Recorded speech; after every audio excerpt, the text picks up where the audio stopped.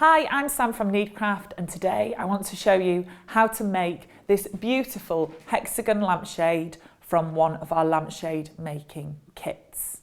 So this product is ideal for a woven fabric, so that can be any pattern or design or colour of your choice. So it really brings a unique fabric into your home. So here I've got some really lovely fabrics, and as you can see, all different shapes and sizes of pattern that you could use for this particular shade.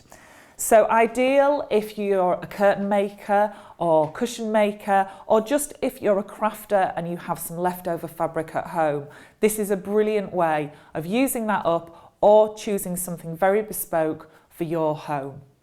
So the hexagon itself is a really contemporary shape, been really popular over the last few years, and it's something that's seen in maths and in science, but also in art and nature. So if you think of something like the humble honeybee, say, that builds its honeycomb from hexagons. So it's something that adds a complete wow factor to your home. So let's have a little look and see what's in our kit. So here we have it, nicely boxed, quite compact, and on every box you'll find your covering size. So this particular shade is available in a 15 centimetre, 20 centimetre, 30 centimetre and 40 centimetre diameter. That means it's perfect for a lamp shade here, like on a lamp base, as you can see, and it's also great for a pendant light as well. So it's super versatile and can kind of work in any point of your home. So let's have a little look in the box. So first of all, we have our frames, and these are epoxy coated frames. You have two, so they come in a pair. This is your plain frame, as you can see, and this is your utility frame. And as you see in the centre here on the utility frame, we have a small adapter, and that makes it fit a UK fitting, a B22, and you'll see these all around your home. So that's the most common fitting we have here in the UK. But you can also pop this out to make a wider opening, and that's good for a European fitting. And I've got one of those here. So if you shop at somewhere like IKEA, you'll see these there. So again, dead versatile. We also have our lampshade making PVC, and this is rolled up neatly in your box, but I have one already here that's flat. So this is the real McCoy, and it's not just a sticky back plastic, it's exactly what you would expect to see on the high street, and it's professional and high quality. It's anti-static, it's anti-yellowing, and it's also been rigorously tested for light, but also what's most important is for fire safety. So this is exactly what you can expect to see in a shade on the high street. So professional and high quality. Just on the back here, it's got grid lines. You don't really need to worry about those because this panel is already cut to size for you. So this is all done, and you don't even need to get your tape measure out. And just going back to the front, you'll notice along the length there is a kiss cut. So if I just bend that back, you can just see that there's a small groove that's been cut into the panel all the way along. And that's to help create the correct fabric margin a little bit later on. So I'll show you that as part of the demonstration. So all the work done there for you on the panel. We also have our double-sided high-tack tape, and this tape is really quite sticky. So just to show you, it's flexible, it's also transparent, and it has a red backing tape on it. And we're going to use this later on to put the shade together. Also in our box, we have our finishing tool, and this is so along the front edge and the bottom here as well. You can use this to tuck all the fabric underneath, and that gives you that super professional finish. So we can use the long sides or the point or the serrated edge, and at the final stages of the demo, I'll show you how to use this. And as with all of our kits, we have our professional photo instructions. Lots of hints and tips in here. Takes you through every single step of making up the shade. So even if you're a beginner crafter, this is perfect for starting out making lampshades. And you can follow those through. So, first of all, let's just have a little chat about fabrics. As I mentioned before, you need to use a woven fabric with these kits. And this is a lightweight craft cotton, but even a medium weight upholstery cotton would also be fine. And you just need to think a little bit about direction as well, and we'll talk about that through the demonstration. So this, as you can see here, I've got a lovely robots pattern, which would be fantastic for a child's room. And what you need to do is just make sure that that's pressed and lay that down on your surface. Just before I go any further, in terms of tools that you might need at home to be able to make up the kit, you need nothing more really than a pair of fabric scissors, or you might prefer to use a craft knife. If you're using a craft knife, obviously make sure you've got something like a cutting mat protecting your table. Clean flat surface as well, so something like a kitchen table is great. You could also use one of these. This is a seam roller, and this is great for closing the seams of the shade. You might have one maybe if you're a card maker or just in your wallpapering kit, but just a useful item to have. So as you can see, you don't need that much in terms of equipment to be able to make the shade up. So we're just going to take our PVC panel and we're going to lay it with the paper backing face down, because we're actually going to peel that away. So I'm just going to line this up and make sure that I'm following the pattern here on my robots, just to make sure that I've got it in position, and I'm happy with that. And then all we need to do is simply take the backing paper off, there we go, and just peel back around about 5 to 10 centimetres. It doesn't need to be any more than that. And we're just going to simply position that onto the wrong side of our fabric. And I just use my fist to rub that in place. And then if you just lift up the panel slightly, you can pull the paper along. And again, around about 10 centimetres at a time is absolutely fine. And just keep pulling that away and rubbing down, and all you're doing is you're adhering the PVC onto the fabric.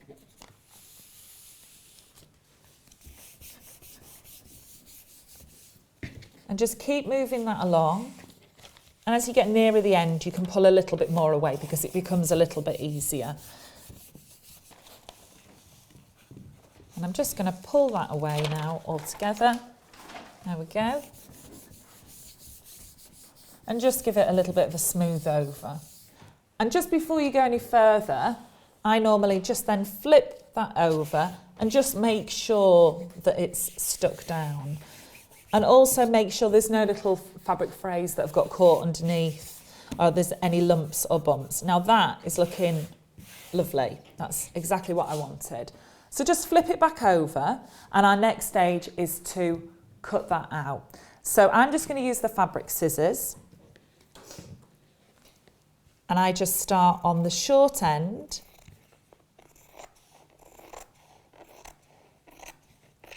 And all you're doing is using the edge of the PVC as a bit of a guide for your scissors. So just onto the long, and just keep.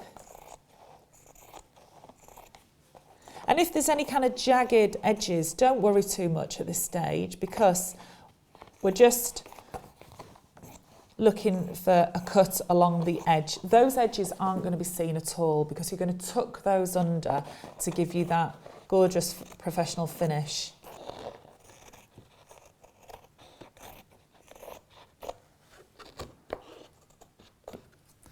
There we go. So that's our PVC now all cut out. So we're now going to work with those kiss cuts that we talked about at the beginning.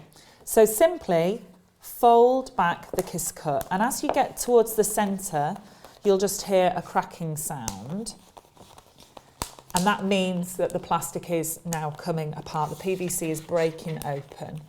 And then just do exactly the same on the opposite side. There we go. And we're just going to lift. Now what I tend to do is I just push one down and lift one up. And then you're just going to peel away the kiss cut. Now if you have a fraying fabric, just take it easy. The frays don't matter too much, but we don't want to be ripping it away and ripping half of the fabric margin away with it. So just gently take that away.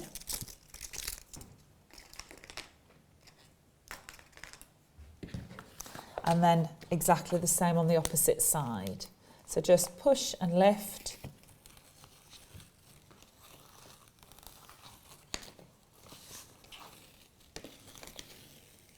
There we go.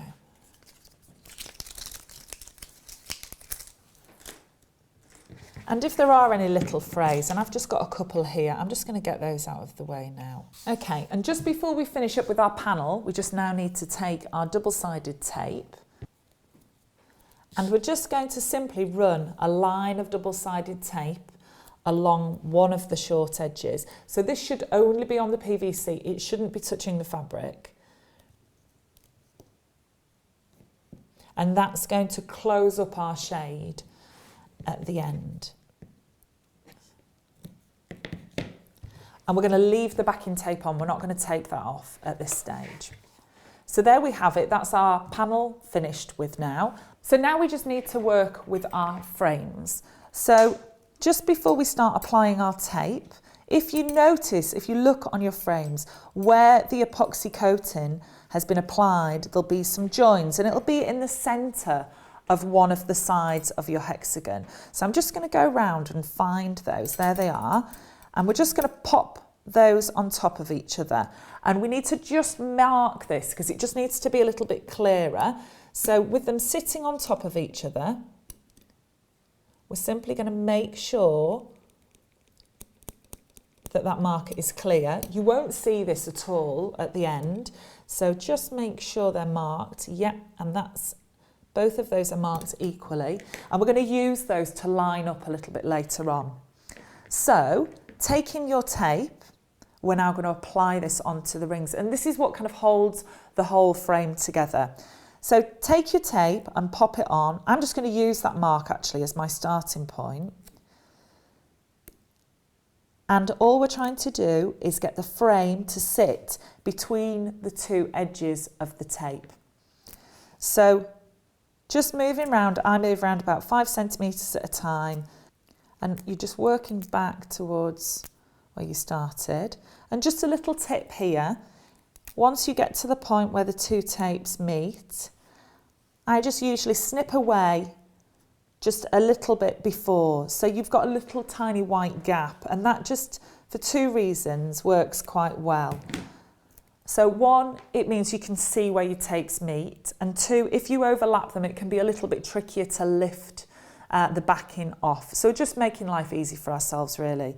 Now this part is quite important. We're just going to take our fingers and our thumbs, and we're going to push the tape down and round the frame.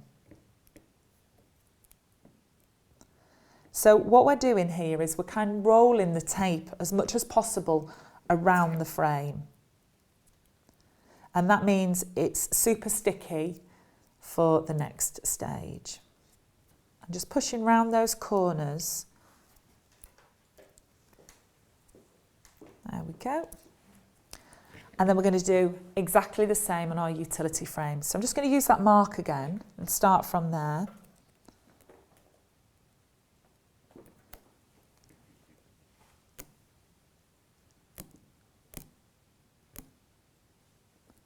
Just getting the positioning right. There we go. Back to our meeting point, and then we're just going to snip that away, and then same again, just pushing the tape around with your fingers and your thumbs to give that kind of all over coverage. There we go. So just before we start rolling our frames, you just need to think about directions. So let me just turn this round.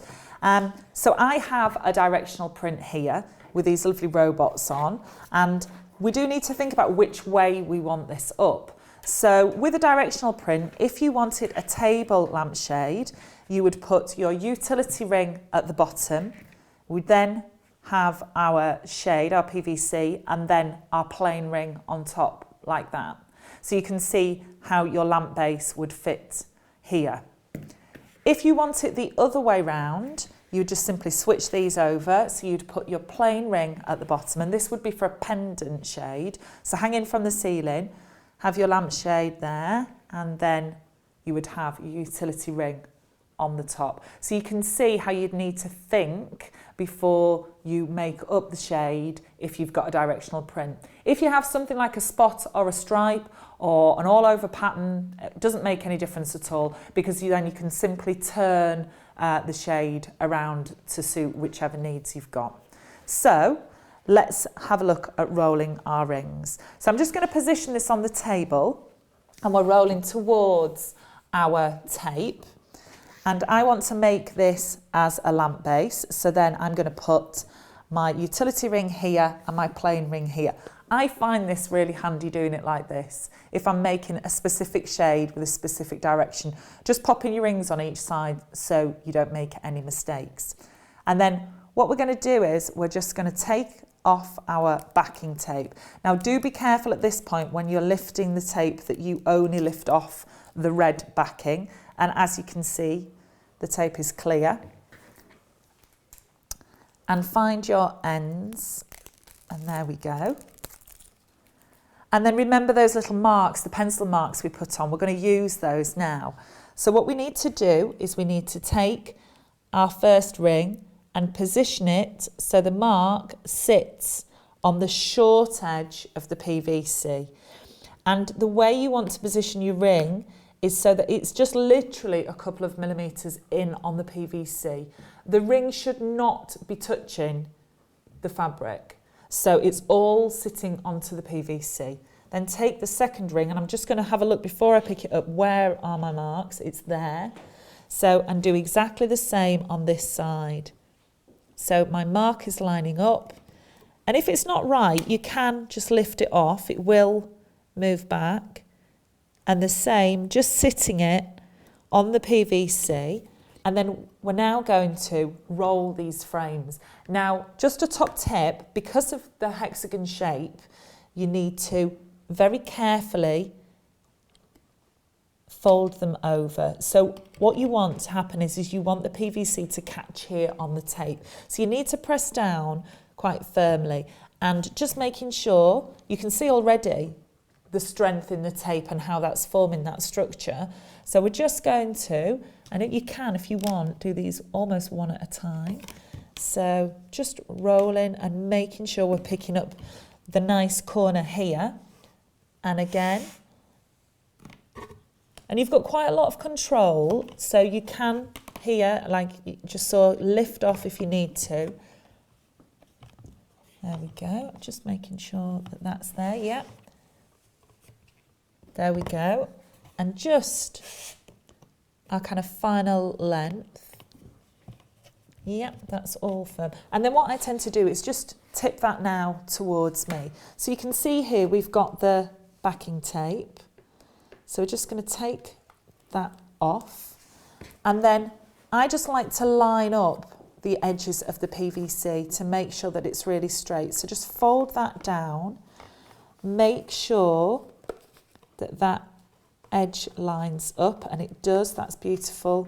And then you're just very gently pushing those together. Don't push down on here because you will create a little bit of a dent. So we're just literally pushing that into place and making sure that that's joined. And this is where your seam roller can come in really handy. So you just can roll along the seam there, and that will just join that together. If you don't have a seam roller, alternatively, you just give it a really good firm press down using your fingers. So it's starting to look like a shade now.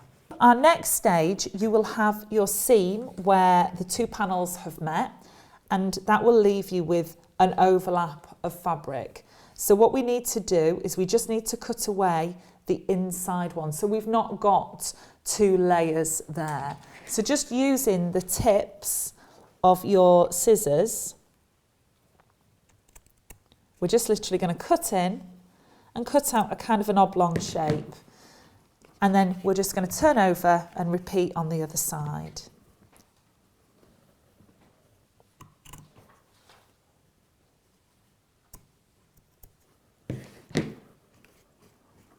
There we go. And our next stage, and just going back to the plain side, is we're just going to take our fabric, and I always start at the seam just so I know where I'm starting and finishing. And we're literally going to push the fabric over the top of the frame, and we're just going to tuck it slightly with our fingers, push it on to the sticky underneath, so onto the double-sided tape. There we can see. And what that's given us is that beautiful crisp edge. And that just gives us that neatness that we're looking for. And also, it looks professional quality as well. So, same again. And don't worry about the spokes at the moment, because we're going to deal with those when we come to them in the next stage. So just pushing in. And if it's become a little bit stuck, you know, and it's folded, just lift it up.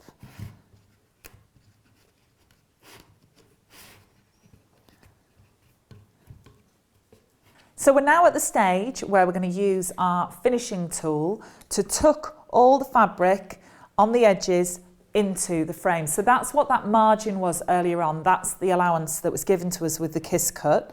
So if you just turn the frame on its side, the idea here is not to put too much pressure on the frame with your fingers, because we need to leave it clear to be able to get the fabric underneath. And we just need to simply tuck underneath.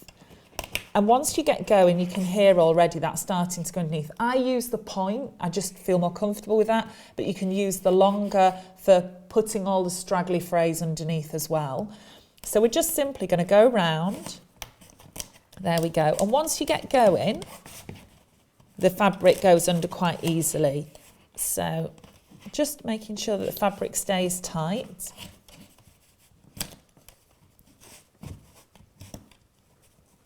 And just on the corners there, you might just need to dig in. You have to be quite firm. Don't be too gentle, but you don't want to be so firm that you push the point out through the edge of the fabric as well. So just turning as I'm going.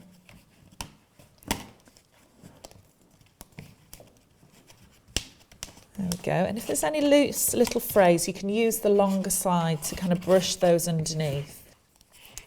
So that's one side complete, and then we're going to move on to the other side. So this is the side with the utility, and what we're going to do first of all is we're just going to cut our spokes. So to cut the spokes, all you need to do is just take the tips of your scissors and line them up with the spoke underneath and cut gently into the fabric. There we go. And what that will do is it will just create, as you can see there, a split, and that will sit either side of your spokes. So let me just show you again. You don't want to be cutting too far in, so really only up to the frame. There we go. And then the final one.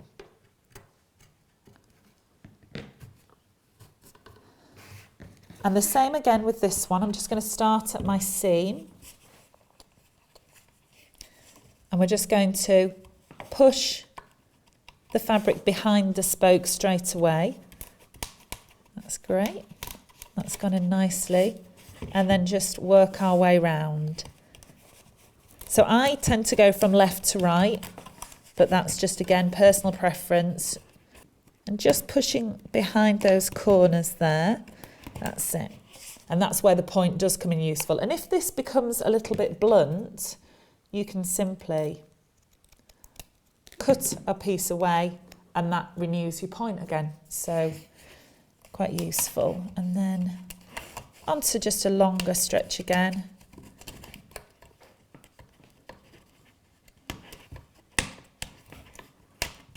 And the work we did earlier where we folded the fabric over, that's now paying off, because that means that it's already partially there and it's kind of nice and neat along the top lines. There we go. So I'm just going to run round and check there's no last phrase. There we go. So there we have it, our hexagon lampshade. I think you'll agree. Oh, wrong way round. It looks absolutely lovely. So just to show you what our finished shade would look like, I'll just take that one off there. There we go. That looks fantastic. If you did want to make a pendant, I'll just use this one here as an example.